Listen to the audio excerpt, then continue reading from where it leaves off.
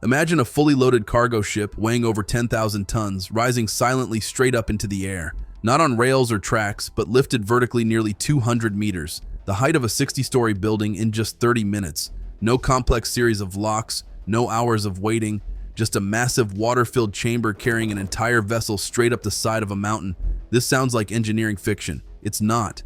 It's operating right now in China's Guizhou province, quietly rewriting the rules of how nations move goods through impossible terrain.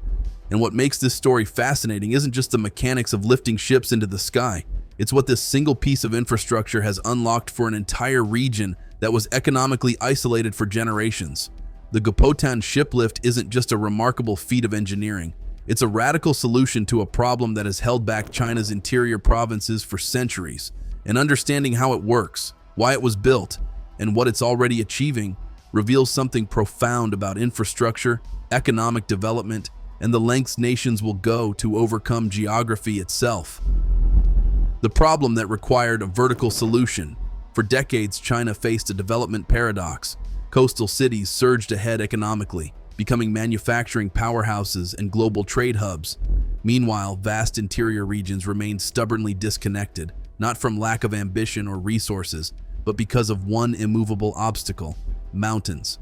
Guizhou province presents some of the most challenging geography on Earth.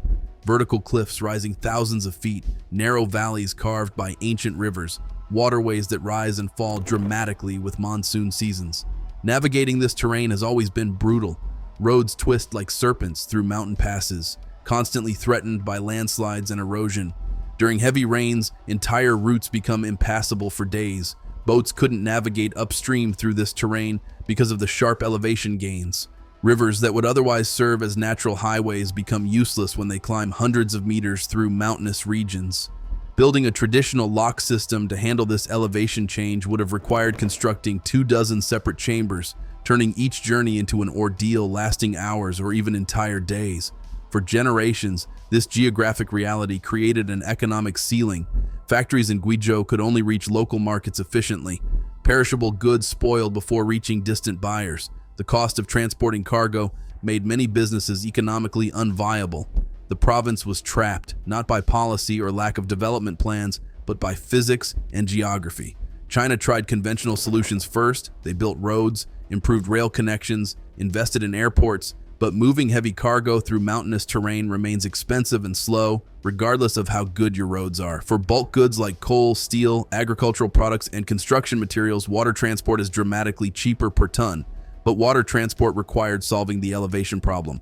So China tried something else. Rather than attempting to redesign the landscape itself, they redesigned the river journey. If ships couldn't navigate up the mountain, they would simply lift them.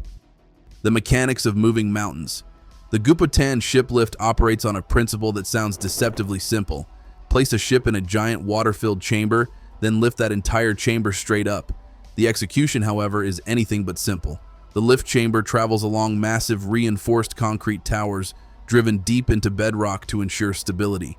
A network of 256 steel cables guides and supports the ascent, working in perfect synchronization with gear systems precise enough to handle millimeter-level tolerances. At this scale, even tiny misalignments could cause catastrophic failures. Sensors monitor every aspect of the system continuously. Temperature, tension, alignment, speed, everything is tracked in real time.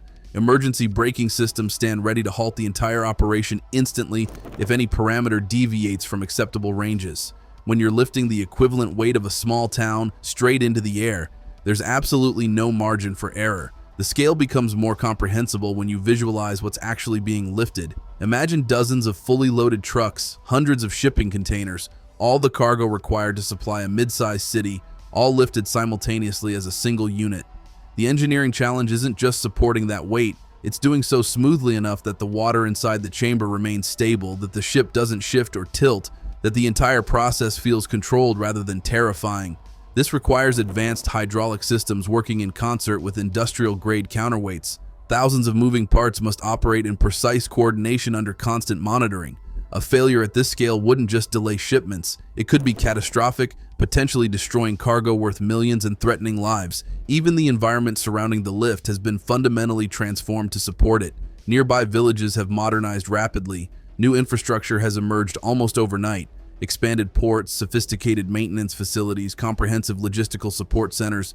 The shiplift doesn't exist in isolation. It's become the nucleus of an entire regional development ecosystem, attracting workers, engineers, investors, and even tourists who come simply to witness this engineering marvel in operation. What gets unlocked when you move mountains? But the real significance of the Gupotan shiplift isn't its impressive mechanics. It's what it unlocks economically and strategically, because this single piece of infrastructure enables something previously considered impossible: high-volume water-based cargo movement through mountainous regions that were effectively cut off from national commerce. Guizhou is now connected directly to the Yangtze River system, the commercial lifeline that flows through the heart of China, linking the interior to coastal ports and ultimately to global markets. This isn't merely about creating a faster shipping route, it's about opening an economic valve that had been shut tight for generations. Journeys that once required days by road or demanded long, expensive detours now take hours by river. Factories that were limited to serving only local markets can now reach national buyers efficiently.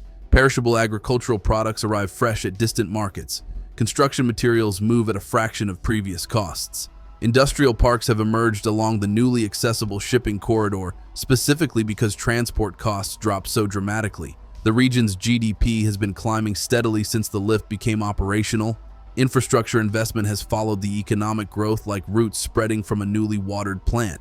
New roads connect to the river ports. Rail lines extend to serve the shipping terminals. Warehouses and distribution centers spring up to handle the increased cargo volume. The data supports the transformation. Since the Gupotan lift was completed, trade volume through the region has increased substantially. Freight costs have dropped significantly. Transport times have been slashed. For local manufacturers and exporters, the lift has converted what was once a crippling logistical handicap into a competitive advantage. The larger strategic vision. Gupotan isn't operating in isolation. Further upstream on the Yangtze sits the Three Gorges Dam, which includes its own shiplift capable of elevating 3,000-ton vessels more than 100 meters. This was China's first large-scale vertical shiplift, and the lessons learned there directly informed Gupotan's more ambitious design. At Three Gorges, ships previously waited in long queues or navigated elaborate multi-chamber lock systems that consumed hours. The addition of the shiplift drastically improved efficiency and provided a working model of vertical transport that could be scaled up and optimized. These weren't isolated experiments. They were deliberate steps in developing a comprehensive solution to China's interior connectivity problem. Together, these lifts form something unprecedented: a vertical highway of commerce.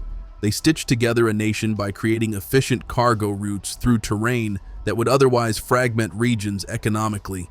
They feed into a vast inland waterway network that keeps China's economy circulating even when coastal ports face congestion, natural disasters, or geopolitical complications. That redundancy is no accident. As global supply chains face increasing stress and uncertainty, China has made internal circulation an explicit national priority.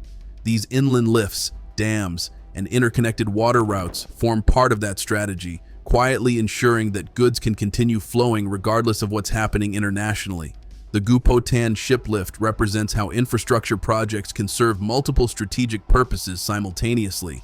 By connecting interior provinces to coastal regions and ultimately to global markets, China isn't just facilitating commerce, it's reinforcing national cohesion, ensuring no province remains economically isolated regardless of how challenging the terrain. Beyond pure economics, there's national pride embedded in these projects. Massive infrastructure achievements like Gupotan serve as symbols of technological capability, declarations that China can overcome any geographic obstacle. These are the quiet giants of development, rarely discussed in international media, but immensely consequential for the nation's long-term trajectory. And the ambition extends beyond China's borders. The Belt and Road Initiative has positioned Chinese engineers on the global stage. Countries facing similar geographic constraints are now studying China's inland shipping model closely. Whether in the mountains of Central Asia or the river networks of Africa, Gupotan may become the prototype for literally lifting entire regional economies, not just individual ships. Tourism has followed the infrastructure investment. Visitors now travel specifically to witness the lift in operation. Viewing platforms, guided tours, and multimedia exhibits have transformed critical infrastructure into a cultural attraction. People come to see how steel, water, and precision engineering can fundamentally rewrite the rules of movement and commerce. There's serious discussion about expanding the concept significantly, building smaller lifts throughout the region to serve mid-sized rivers, progressively connecting more towns and cities to the growing inland trade network. With each new connection, the system becomes exponentially more valuable and less dependent on any single route or choke point. The future of vertical mobility. China is already applying the same design philosophy to other challenging terrains, from high-altitude plateaus to low-lying floodplains prone to seasonal inundation. Vertical mobility, once a niche engineering concept, is becoming a powerful and proven tool in the country's economic development strategy. These projects are easy to overlook. They don't dominate skylines like skyscrapers or generate headlines like space programs, but their impact is profound and permanent. They transform regional economies not overnight with flashy announcements, but steadily and irreversibly, with mechanical grace that literally lifts entire industries to new heights. Experts now study Gupotan's energy consumption patterns, environmental footprint, and regional development impacts to inform future mega-projects in geographically challenging regions worldwide. As the world becomes more economically uncertain and geopolitically fragmented, the need for resilient domestic infrastructure only intensifies. Not everything can or should depend on distant seaports and shipping lanes that cross half the globe. Sometimes the most effective solution is building a path straight through your own mountains, regardless of how impossible that seems. China hasn't merely solved a logistics problem, it has demonstrated a repeatable model for inland economic development that other nations are now studying carefully. The Gupotan shiplift stands as proof that with sufficient ambition, engineering capability, and strategic vision, geography stops being destiny. Mountains that once isolated entire provinces can be overcome, not by moving the mountains themselves, but by simply lifting commerce over them, one ship at a time.